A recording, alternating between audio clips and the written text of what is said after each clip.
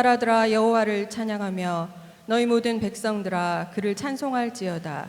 다 함께 마음 모아 예배드립시다.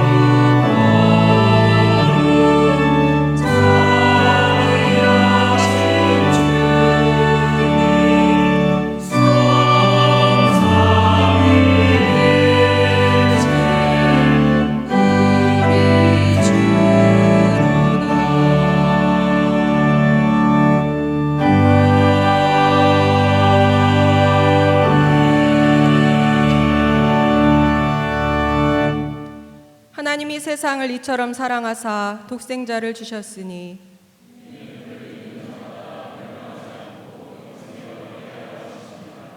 하나님이 그 아들을 세상에 보내신 것은 세상을 심판하려 하심이 아니요 그를 믿는 자는 심판을 받지 아니하는 것이요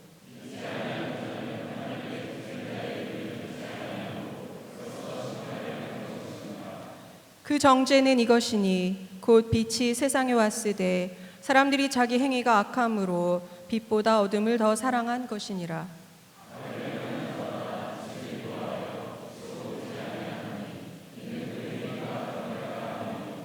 진리를 따르는 자는 빛으로 오나니 이는 그 행위가 하나님 안에서 행한 것임을 나타내려 함이라 하시니라. 다 함께 주의 고백 드리시겠습니다. 시간과 역사의 주가 되신 하나님, 하나님께서 베풀어 주신 사랑은 크고 놀라운데 주님께 드린 것은 심히 적고 받은 바 은혜는 많지만 저희의 삶은 은혜 받은 자로 살지 못했습니다.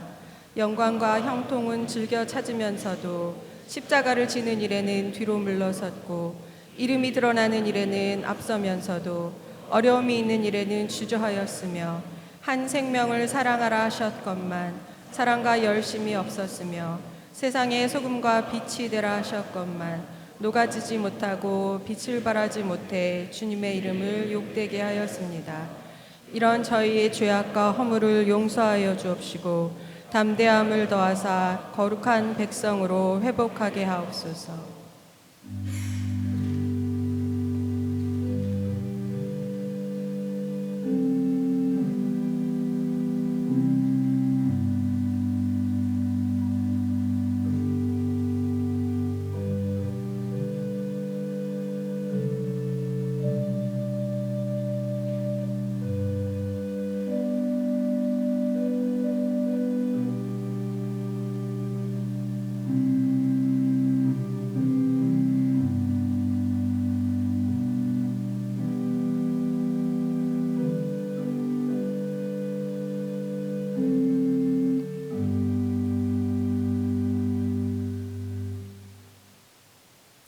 내가 이르기를 내 허물을 여호와께 자복하리라 하고 주께 내 죄를 아뢰고 내 죄악을 숨기지 아니하였더니 곧 주께서 내 죄악을 사하셨나이다. 주님의 말씀입니다.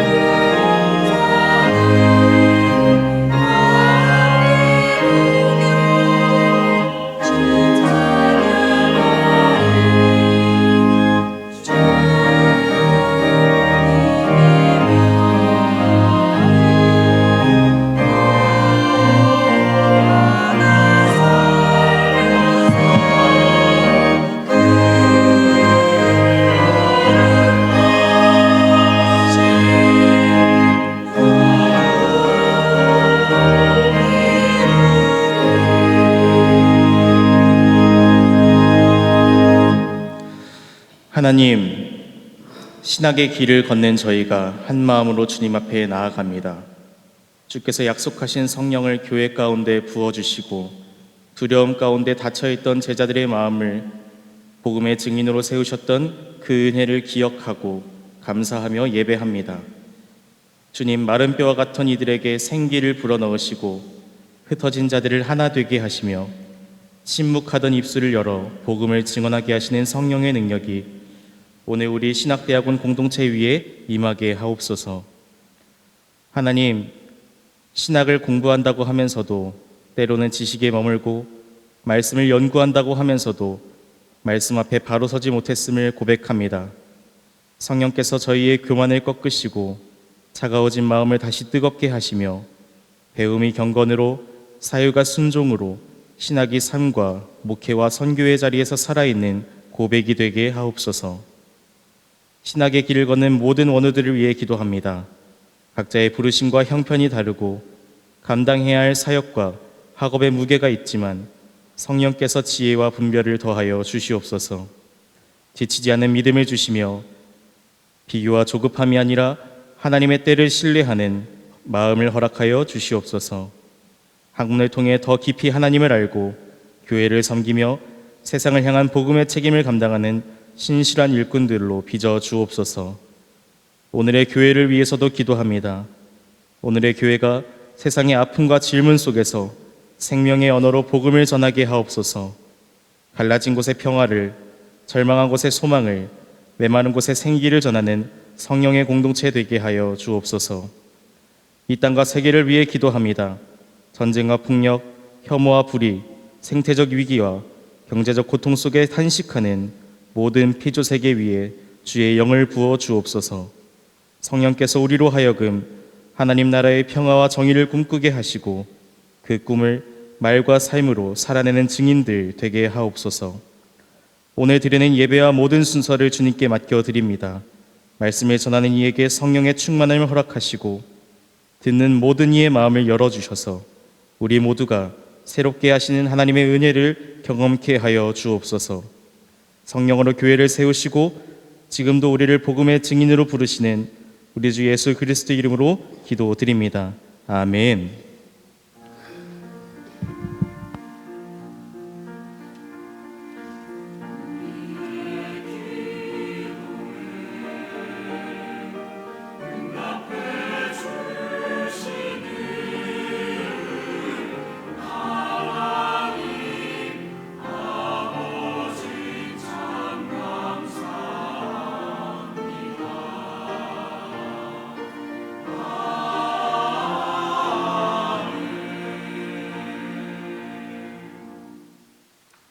성령께서 교회에게 주시는 말씀을 들으십시오. 사무엘상 1장 9절에서 18절의 말씀입니다. 한 번은 엘가나 일행이 실로에 있는 주님의 집에서 음식을 먹고 마신 뒤에 한나가 일어나서 자리를 떴다. 그때 제사장 엘리는 주님의 성전 문설주 곁에 있는 의자에 앉아 있었다. 한나는 괴로운 마음으로 주님께 나아가 흐느껴 울면서 기도하였다. 한나는 서원하며 아뢰었다. 만군의 주님, 주님께서 주님의 종의 이 비천한 모습을 참으로 불쌍히 보시고 저를 기억하셔서 주님의 종을 잊지 않으시고 이 종에게 아들을 하나 허락하여 주시면 저는 그 아이의 한평생을 주님께 바치고 삭도를 그의 머리에 대지 않도록 하겠습니다. 한나가 주님 앞에서 계속 기도를 드리고 있는 동안에 엘리는 한나의 입술을 지켜보고 있었다. 한나가 마음속으로만 기도를 드리고 있었으므로 입술만 움직이고 소리는 내지 않았다. 그러므로 엘리는 한나가 술에 취한 줄로 생각하고 그를 꾸짖었다. 언제까지 술에 취해 있을 것이요? 포도주를 끊으시오. 한나가 대답하였다. 제사장님, 저는 술에 취한 것이 아닙니다. 포도주나 독한 술을 마신 것이 아닙니다. 다만 슬픈 마음을 가눌 길이 없어서 저의 마음을 주님 앞에 쏟아 놓았을 뿐입니다. 이 종을 나쁜 여자로 여기지 마시길 바랍니다. 너무나도 원통하고 괴로워서 이처럼 기도를 드리고 있습니다. 그러자 엘리가 말하였다. 그렇다면 평안한 마음으로 돌아가시오. 이스라엘의 하나님이 그대가 간구한 것을 이루어 주실 것이요. 한나가 대답하였다. 제사장님, 이 종을 좋게 보아주시길 바랍니다. 한나는 그 길로 가서 음식을 먹었다. 그리고 다시는 얼굴에 슬픈 기색을 띠지 않았다. 주님이 주시는 말씀입니다.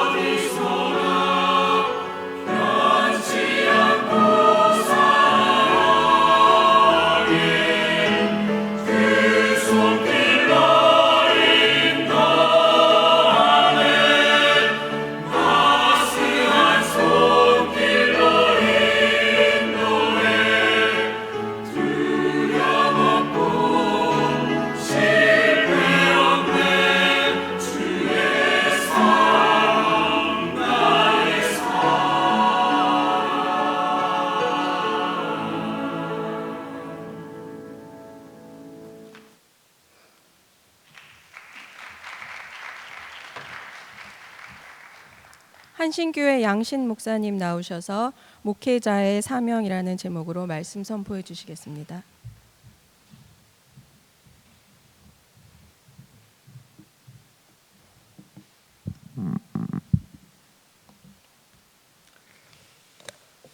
네, 반갑습니다.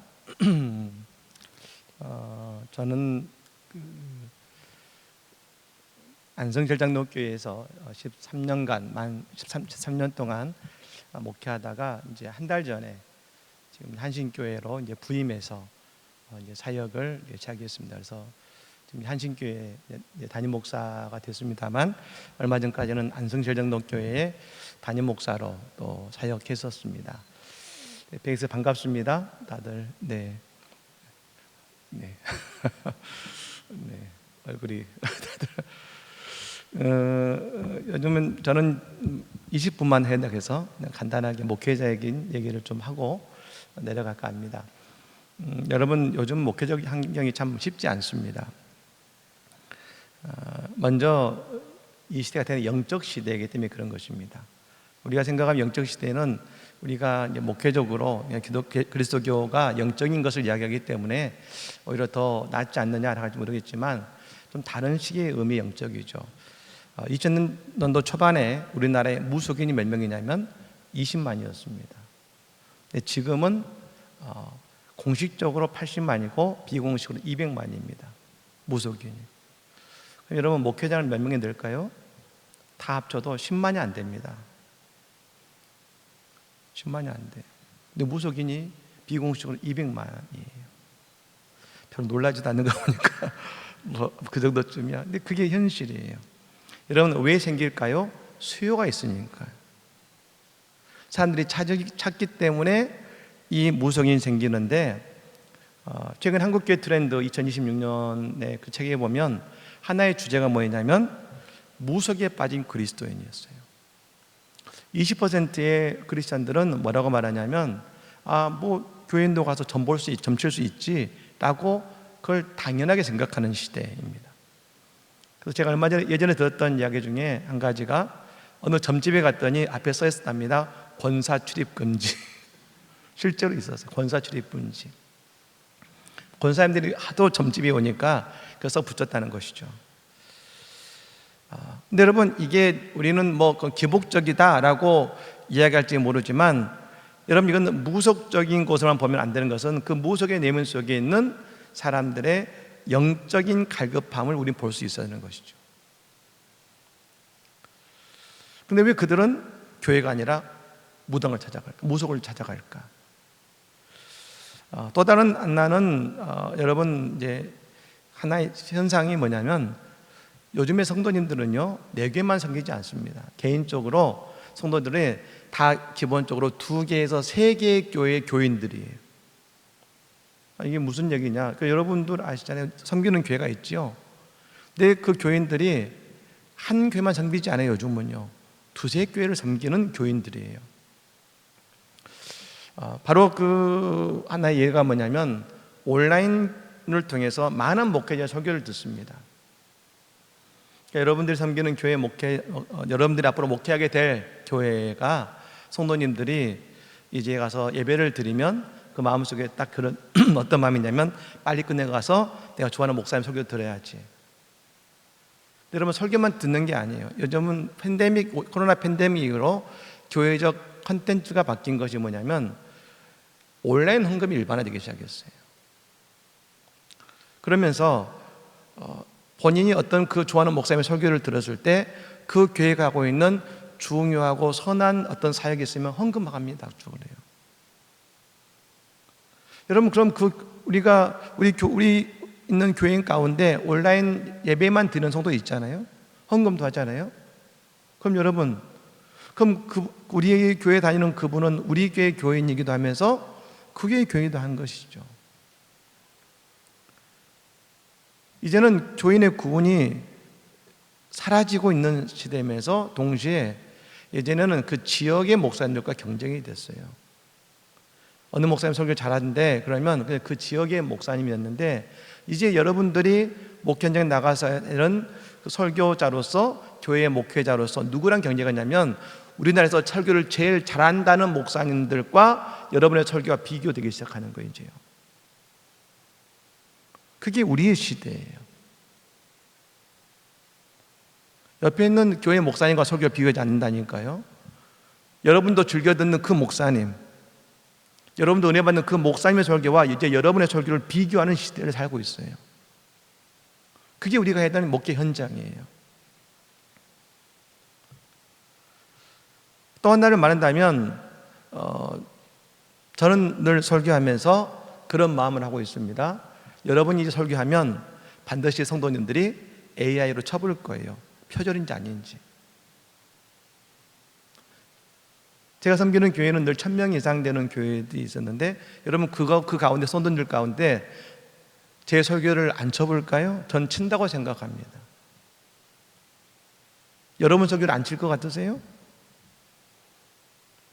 우리는 그런 시대 목회를 해야 되는 것이죠. 이제요. 만만한 시대가 아니죠. 그럼 이런 시대에 어떻게 목회를 할 수 있을까? 중요한 건 이런 시대일수록 이런 목회자의 사명을 가져야 되는데, 그때 우리는 스스로를 돌아볼 필요가 있는 것입니다. 이런 시대일수록. 그럼 이런 시대에 목회가 어렵냐?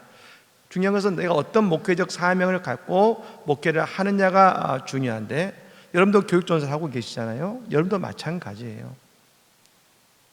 여러분도 목회적 사명을 가져야 되는 것입니다.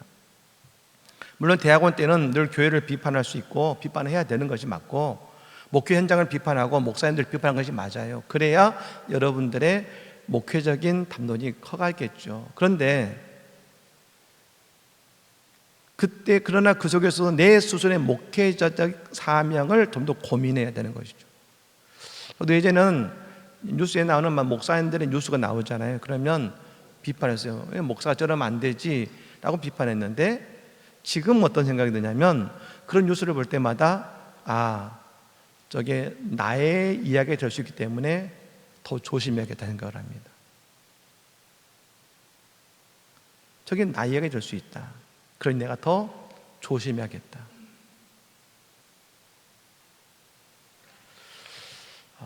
그럼 목회자의 사명은 뭘까? 그래서 오늘 본문의 말씀을 한번 찾아봤는데요. 어떤 시대라도 목회자가 목회적 사명을 감당하고 그 자리에 서야 되는데, 오늘 본문은 이제 한나라는 여인이 나왔습니다. 이스라엘 백성은 1년에 3번씩 어느 곳에 있든지 성막을 향해 나가서 제사를 드렸잖아요. 6월절과 그리고 7절절과 초막절 3번은 올라가서 예배를 드렸습니다. 그러니까 이 사사시대지만 그들은 여전히 3번 가족이 올라가서 제사를 드렸는데, 오늘 한나가 그의 남편 엘가나와 더불어서 성막에 가서 제사를 지낸 그 다음에 그들은 그곳에서 한나가 눈물로 기도하는 장면이 오늘 본문의 말씀이잖아요. 이 당시 여자들은 큰 책임이 있었습니다. 뭐냐면 애를 낳아야 됐죠. 다산의 시대이기 때문에. 우리나라도 애를 낳지 못하면 칠거지 죄악이라고 해서 애를 낳지 못한 게 죄악으로 여기던 시대가 있었지 않습니까? 근데 이 남편 엘가나가 정말 좋았던 것 같아요. 좋은 사람이었어요. 더 사랑해줬어요. 더 사랑해줄수록 아내인 한나의 마음은 더 안타까운 거예요. 내가 내 역할을 해야 될 것 같은데 아이를 못 낳으니까 더 미안해서 성막에 올 때마다 하나님 앞에 울면서 눈물로 기도한 것이 한나의 모습이었습니다. 그럼 그때 이 제사장 엘리는 한나를 보고 뭐라고 했느냐? 어땠습니까? 9절에 보니까 그때의 제사장 엘리는 여호와의 전 문설주 의자 곁에 앉아 있었다 그랬어요. 다른 9절에 보니까 졸고 있다는 말도 나옵니다. 여러분 일단 이해가 돼요. 어떤 분들은 어떻게 목회자가 성전에서 졸고 있을 수 있느냐고, 어떻게 앉을 수 있느냐고. 여러분 이때는 절기입니다. 수많은 제사를 이 목회자인 대제사장이 있던 엘리가 제사를 담당해야 되는 시대인 거예요. 여러분 그 많은 제사와 그 절기에 있는 예루살렘 그 실로에 모였던 수많은 이스라엘 백성들을 만나서 축복하고 이 모든 시간을 보낼 때 얼마나 피곤했겠습니까? 당연히 의자에 앉아서 쉬고 싶고 그것에서 졸 수도 있겠죠. 근데 그때 여러분 그 앞에 있는 한나라는 여인이 마음이 괴로워서 통곡하고 하나님께 기도하고 있었습니다. 그러면 엘리는 어떻게 했는가? 12절 말씀 한번 띄워주시겠어요? 12절 말씀에 띄워줄 수 있을까요? 본문 12절 말씀. 예. 한나가 주님 앞에서 계속 기도를 드리고 있는 동안에 엘리는 한나의 입술을 지켜보고 있었다. 그리고 13절에 그걸 보고 이렇게 판단했습니다. 13절 말씀입니다. 한나가 마음속으로만 기도를 드리고 있었으므로 입술만 움직이고 소리를 내지 않았다. 그러므로 엘리는 한나가 술에 취한 줄로 생각하고, 이 엘리가 한나의 입술을 주목해서 봤는데 그것이 그녀의 고통으로 보이지 않고 그녀가 술 취한 것처럼 보이고 그녀의 입술에만 집중했다 그랬습니다. 여러분, 이건 뭘 말합니까? 엘리 제사장이 중요한 한 가지를 놓치고 있었는데 그 한나의 마음을 이해하는 것이 아니라 겉모습만 본 것이죠. 애통하며 우는 눈물의 여인을 보는 것이 아니라 입술. 여러분, 그 괴로워서 기도했을 때 그 모습은 어땠을까요? 눈에는 눈물이 났을 것이고 말로 하지 않았지만 애통했지 않겠습니까? 그런데 입모양만 봤어요. 아, 술 취했구나. 그럼 목회적 사명은 뭐냐면 성도의 마음을 이해하고 그 마음을 보기 위해 노력해야 되는 것이에요. 여러분, 저는 대신방을 예전에 했을 때 2달 동안 매일 10가정 정도를 늘 신방을 합니다. 그러면 10가정을 하면 반드시 점심을 먹게 되죠. 여러분, 생각해 보셨어요? 그 성도님들이 점심을 대접하기 위해 어떻게 그 식당을 정했는지 아십니까? 맛있긴 드셨겠지만 어떻게 정했는지 아세요? 그 성도님들은 그 식사를 대접하기 위해서 최소 2주 전부터 메뉴를 고민합니다. 목사님 뭘 해드리면 좋을까? 그리고 목사님 뭘 좋아하시나? 그리고 그 앞에 있던 식사와 겹치면 안 될 텐데 2주 정도 고민해요. 그 마음으로 식당을 잡고 거기서 같이 식사를 대접하는 거예요. 그 마음을 보신 적 있으세요?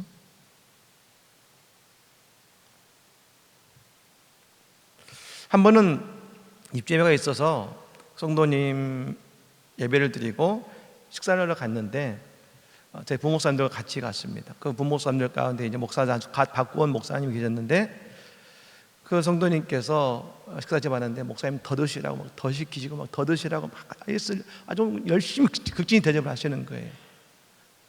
그 나오면서 이 부목사가 웃었어요.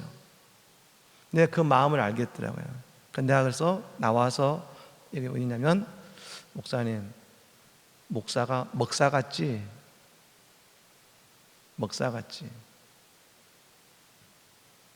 웃어요. 그럴 수 있잖아요. 여러분도 목사를 먹사로 생각하는 사람도 있을 텐데. 그래서 제가 이야기했어요. 그러면 그분의 입장을 생각해 봅시다. 그 성도님이 저에게 식사를 대접할 시간이 몇 번이나 있겠습니까? 저희 교회 성도가 안성에서 2,000명이 넘죠. 그러면 그분이 저한테 식사를 대접을 평생 몇 번 할 수 있을까요? 그 한 번이 그분에게는 마지막 한 번일 수 있는 거예요. 그럼 그때 그분은 어떤 마음으로 식사를 대접하고 싶을까요? 그 함께 식사를 하면서 그분의 마음을 이해하고 그 식사를 하는 것이지, 그 평생에 한 번 어떻게 보면 담임 목사님에게 그 한 번의 식사를 대접하기 위해서 자기 최선을 다하고 싶은 그 마음을 하는데 아니 뭐 배도 부르고 괜찮습니다. 여러분, 그때 그분의 마음이 어떨까? 식사를 대접하는 그 분의 마음을 생각해 본 적이 있으세요?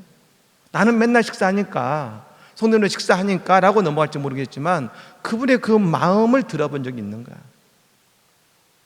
엘리는 과연 그 눈물로 기도하면서 소리도 못 내고 그곳에서 기도하는 그 여인의 그 눈물과 그 마음을 들여다본 적이 있을까?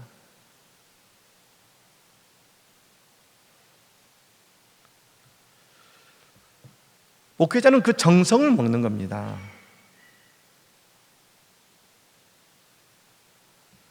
그 한 번을 소중히 여기는 그 마음을 이해하지 못하면 그냥 한 번 먹는 거죠 생각하면 안 됩니다. 적당히 먹고 맛없으면 맛없게 먹으면 여러분 그분의 마음은 그게 평생의 마음으로 남은 거예요.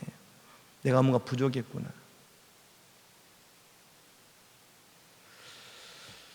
여러분, 목회적 가장 중요한 사명 중 한 가지는 성도의 마음을 들여다볼 수 있어야 되는 거예요.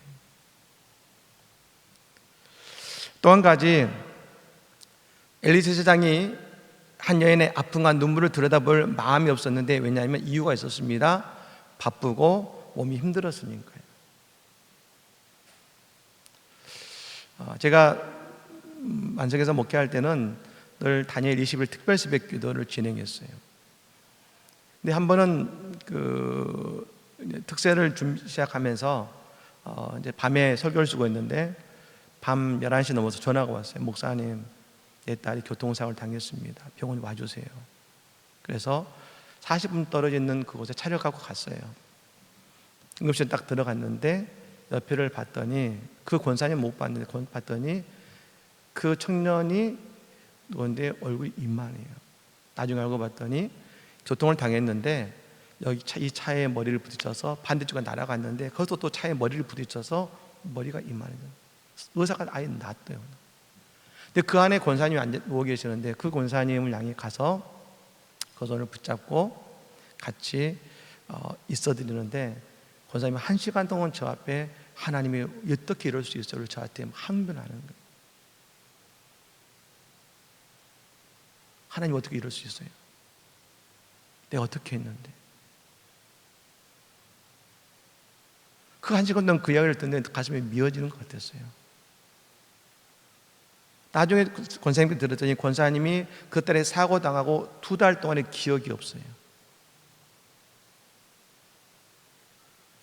근데 그 힘들 때 누구를 붙냐면 목회자를 찾는 거예요. 내가 해줄 수 있는 게 없죠. 제가 병을 고치는 게 아니잖아요. 그런데 목회자가 그만큼 위로가 되고 목회자가 힘이 되는 거예요. 권사님을 위로해드리고 기도해드리고 새벽을 하기 위해서 오는 도중에 그런 마음이 들었어요. 많은 분들이 그런 말합니다. 1000명이 넘는 주석하는 교회 목회자들이 전개자에 대해서 그들의 기쁨을 봅니다. 맞아요. 기쁨이 있어요. 그런데 여러분 아십니까? 그분들의 기쁨도 함께 하지만 그분들의 눈물도 닦아주는 것이 1000명의 슬픔을 뛰어나야 되는 것이 그 목회자가 하는 거예요. 근데 그 눈물은 보지 않아요. 그분들의 아픔을 안아주는 그건 보지 않고 그것만 보죠. 그런데 정말로 그분들의 눈물을 닦아주고 그 눈물을 안아주고 그 마음을 들여다보고 기도해 주는 거예요. 여러분 이제 목회를 할 거니까 목회자들은요, 조울증 걸리기 딱 좋은 사람들이에요. 왜 그런지 아세요? 제 경험을 말씀드릴까요? 제가 아침에 가서 장례를 들었어요. 장례를 드리고 11시에 가서 결혼식 주례를 했어요. 그리고 오후 2시에 가서 장례 입관 예배를 드렸어요. 그리고 저녁 6시에 돌잔치를 인도했어요. 여러분, 이 모든 것이 다 인생에 있어서 유일한 아주 중요한 사건들이에요. 그런데 감정의 극에 달해있는 사건들이에요. 장례식 가서 최고의 슬픔 속에 위로하고, 결혼식 가서 최고의 기쁨을 즐거워해주고, 다시 장례식 가서 그 슬픔을 위로해주고, 돌잔치 가서 다시 그들과 기뻐해줘야 되는 거예요. 여러분, 이 감정이 널뛰어야 되잖아요. 이게 목회예요. 내가 방금 장례식 갔다 와서 마음이 슬프다고 결혼식 가서 인상 쓰고 있겠어요? 그들과 기뻐해줘야 돼요. 그러니까 목회는 어떻게 보면 우리가 생각하는 것 이상으로 성도들의 마음을 위로하고 성도와 함께 할 때 그 감정이 널뛰게 되는 거예요. 그럼 여러분, 그럼 진짜 조울증이지 그게 뭐겠습니까?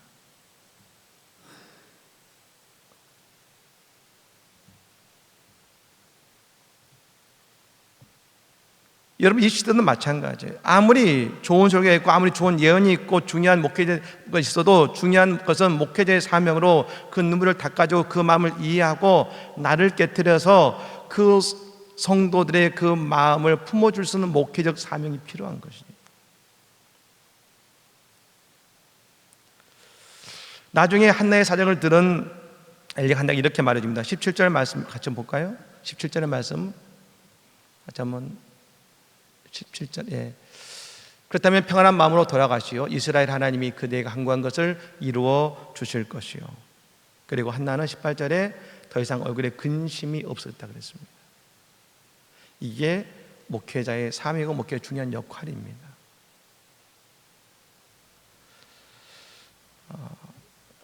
제가 섬기던 교회 안성에 섬길 때 1년에 새 가족 200명씩 왔어요. 매년 200명씩 새 가족이 왔어요. 처음에 그 담당하던 목사님들에게 제가 꼭 이야기합니다. 교회 부흥을 원하면 반드시 새 가족이 왜 왔는지를 들여다보라 그래요. 여러분, 좋은 프로그램 있으면 올 것 같으세요? 그렇지 않아요. 왜 오는지 그것을 들여다볼 필요가 있는 거예요. 여러분, 예수님이 이 땅에 오신 이유는 인간을 사랑하시기 때문에 오신 거예요. 십자가는 인간을 국리 여기시는 예수님의 마음 때문에 오신 것이고, 그 마음으로 이 땅에 오셨고, 모든 이들을 사랑해 주시는 예수님의 그 마음이었어요. 예수님 이 땅에 오셔서 단 한 번도 다가오는 이에게 안 되라고 하신 적이 없어요. 어떤 처지든 형편이든 그들을 품어주시고 그들을 이해해 주셨어요. 예수님의 별명이 뭐냐면 먹보였어요. 먹보. 성경 복음서를 보세요. 예수님은 늘 먹는 장면이 나와요. 계속 많이 드세요. 여러분, 함께 그들이 누구든지 함께 먹고 마시고, 심지어 삭개와도 함께 먹고 마시면서 그들의 처지에서 그들을 이해하고 그들을 위로해 주시고 그들을 품어주신 분이 예수 그리스도이셨어요. 그리고 그 마지막 위대한 예수님의 그 국률의 사랑이 십자가에서 십자가는 뭡니까? 내가 너를 이만큼 사랑해. 이만큼 사랑해. 너가 어떤 형편이든 어떤 모습이든 난 너를 이만큼 사랑해 말씀하신 것이 예수 그리스도의 십자가인 것입니다. 아까 말씀드린 것처럼 200명이 넘는 교회, 200명의 새 가족이 늘 오지만, 그러나 저희 안성했던 우리 김재욱 집사님 계시지만 프로그램이 없어요. 특별한 프로그램이.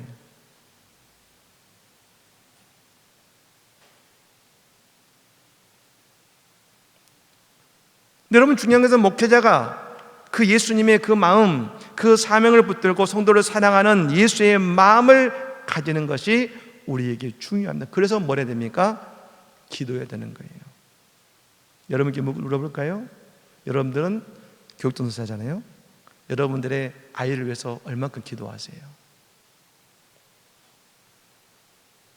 얼만큼 여러분 기도하세요? 아니, 기도 학원이 있으세요? 그 아이의 영혼을 위해서 기도하고 있으세요? 목회의 사명의 본질은, 다시 말씀드리지만, 프로그램과 화려한 언변이 아니에요. 그 성도의 마음을 들여다볼 목회적인 마음을 갖는 게 중요해요. 거기서부터 우리의 목회는 시작하는 거예요. 여러분들이 이곳에서 수많은 학문과 또 수많은 지식, 경험을 쌓인다 생각합니다.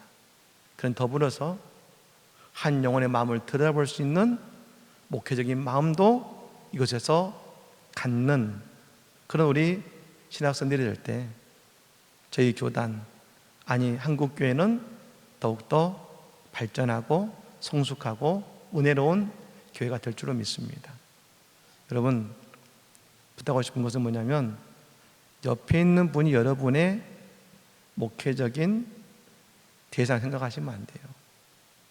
저는 지금도 한국에 있는 많은 다른 교회들과 연도 그랬어요. 그 교회와 지금도 함께 발맞추고 간다고 생각하고 목회하고 있어요. 타신학교, 다른 교단의 목회자들, 오늘 그들과 나는 어떤 자리에 서 있는가? 어떤 마음으로 나는 목회하고 있는가? 그리고 나는 어떤 마음으로 성도에게 다가가고 있는가? 목회는 십자가의 길을 거셨던 예수를 따르는 것인데, 우리 모든 한 분 한 분들이 그런 예수님의 마음으로 목회하고 성도들을 사랑하는 모두가 되시기를 우리 주님으로 간절히 기원합니다. 기도하겠습니다. 하나님, 우리는 많은 프로그램과 많은 생각들, 많은 지식이 교회를 발전시켜 부흥시킬 것 같지만, 오늘 LD를 보았을 때 한 여인의 마음을 알지 못했습니다. 그걸 들어볼 수 있는 영적인 눈이 없었습니다. 우리는 늘 쉽게 이야기하지만 오늘 나는 내가 맡고 있는 어린 생명들의 그 마음을 들여다볼 우리는 눈이 있습니까? 그런 마음이 우리에게는 있습니까? 지식과 비판은 있지만 그러나 품을 수 있는 목회적 사명에 대한 마음, 예수님이 땅에 보셨던 그 예수님의 마음이 오늘 우리에게 있는지 다시금 돌아보게 하시니 감사합니다. 하나님, 이곳에 있는 우리 신대원 학생들이 전도사로서 또 앞으로 우리 교단과 한국교회에 중요한 역할을 하는 한 분 한 분들이 될 줄로 믿습니다. 하나님, 그러므로 우리에게 예수님의 마음을 허락해 주시고 그리고 사랑의 마음을 허락해 주시고 그리스도의 소망을 깊이 깨닫는 우리 모두가 되게 하셔서 앞으로 우리 한국기독교 장로회 우리 교단뿐 아니라 한국교회의 큰 일꾼이요 하나님 쓰시는 모든 주의 일꾼 될 수 있도록 한 분 한 분들을 축복하시고 한 분 한 분들에게 은혜를 도와여 주시옵소서.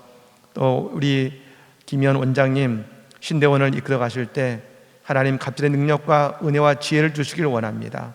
하나님, 원장님을 통해 모든 교수님들이 함께 한 마음이 되게 하셔서 앞으로 신대원이 정말 다른 어느 신학교보다 믿음으로 성숙할 뿐 아니라 하나님 많은 믿음의 인재들이 배출되는 그리고 하나님의 일꾼이 나오는 복된 우리 신대원 될 수 있도록 축복하여 주시옵소서. 오늘 우리를 사랑하시며 우리를 불러주신 예수 그리스도로 간절히 기도드립니다. 아멘. 알리는 말씀입니다.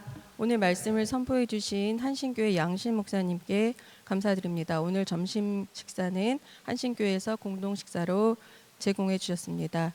내일 수요일 채플은 특강으로 진행됩니다. 캐트린 켈러, 제목은 피조물의 탈식민화, 흙으로 빚어진 희망입니다.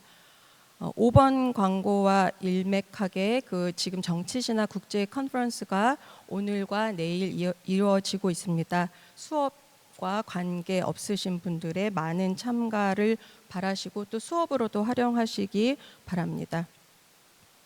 목회신스 평가서는 6월 12일 금요일까지 교학팀으로 제출하여 주시기 바랍니다. 교회 사역 길잡이 안내드립니다. 6월 15일 하루만 진행되고 매년 2학기 성적으로 들어갑니다. 세부 내용 참고해 주시기 바라겠습니다. 7번 기독교 교육학계와 함께하는 여름 신앙교육 기장교재 콜로키움 화요일 6월 2일 화요일 4시부터 6시 20분까지 진행됩니다. 6번 채플 출석을 꼭 확인하시고 문제가 있으신 분들은 6월 9일까지 교육지도실에 문의해 주시기 바랍니다.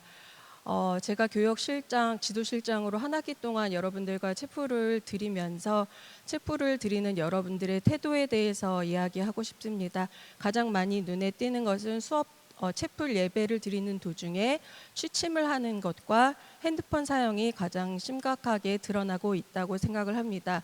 저는 여러분들을 지켜보면서 한 가지 궁금했던 것은 여러분들은 모두 주일이 되면 전도사의 옷을 입고 교회에서 예배를 드리는 사람입니다. 여러분들이 설교를 할 때 여러분들의 교인들이 그런 태도를 취해도 좋다고 생각하시는지, 아니면 여러분들의 부목사님이나 담임 목사님이 앞에서 설교를 하고 있는데 나는 전도사이지만 여전히 자고 핸드폰을 해도 괜찮다고 생각하는지에 대해서 여러분들의 태도를 다시 한번 점검해 주셨으면 좋겠습니다. 신학생으로 전도사로서 여러분들을 빚어가는 과정이기 때문에 주일 예배에 전도사로서 여러분들이 채플을 드리는 태도와 수요일, 화요일, 수요일 여기서 채플을 드리는 태도가 동일하게 지속되었으면 좋겠다는 것이 교역지도실장의 바람입니다. 물론 오늘 특별히 주무시는 분이 많은 것은 여러분들이 기말로 가면서 예수님과 함께 십자가를 지고 골고다 언덕을 가고 있는 고통 속에 있다는 것을 알고 있습니다. 그렇지만 여러분 힘을 내시고 오늘의 후주 태산을 넘어 험곡에 가도 빛 가운데로 우리가 주님께서 지켜주실 것을 저도 여러분과 함께 기도하도록 하겠습니다. 다 함께 일어나셔서 평화 인사를 나누시겠습니다.